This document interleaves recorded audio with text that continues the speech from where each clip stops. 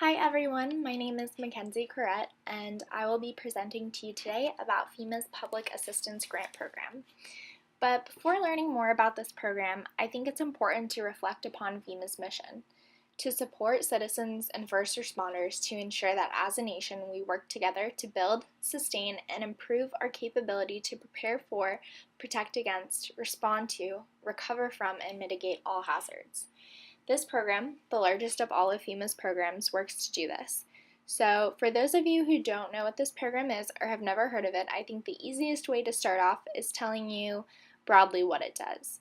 So through the Public Assistance Grant Program, FEMA provides supplemental federal disaster grant assistance for debris removal, life-saving emergency protective measures, and the repair, replacement, or restoration of disaster-damaged publicly owned facilities and the facilities of certain private or nonprofit organizations.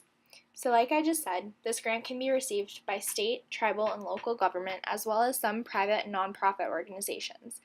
Some examples of the private and nonprofit organizations that can receive this grant are establishments for education, libraries, zoos, museums, etc.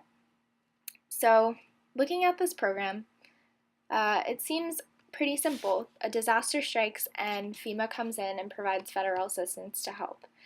However, after weeks in this course and reading Schneider's many accounts of the successes and failures of government response, especially that of FEMA's in dealing with disaster, I'm sure we all could have predicted that there are many steps to the process and many conditions.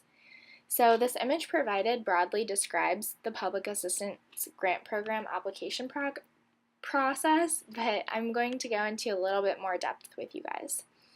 So first things first, there has to be a disaster event. So any natural or man-made event that requires a response beyond the capabilities of local governments. Then there is a preliminary damage assessment to evaluate the scope and impact of the disaster on public facilities. Once there is an authorized declaration of disaster by the president, then governments and nonprofits can become eligible for the Public Assistance Grant Program. There is a meeting conducted, the applicant's briefing. It's conducted by the state to inform potential applicants about the process for applying for public assistance. At this time, the submission of requests for assistance may occur.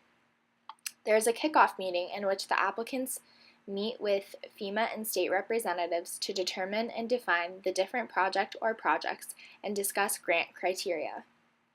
Federal and state inspection teams will evaluate the project and determine estimated scope and cost. This is all processed and entered into FEMA's database. FEMA may now provide whatever funding was agreed upon. The grant money then goes to the state where the payment request is processed. Then the state may disperse federal and state shares to the applicant. Thank you for listening, and I hope you all have a better understanding of FEMA's Public Assistance Grant Program.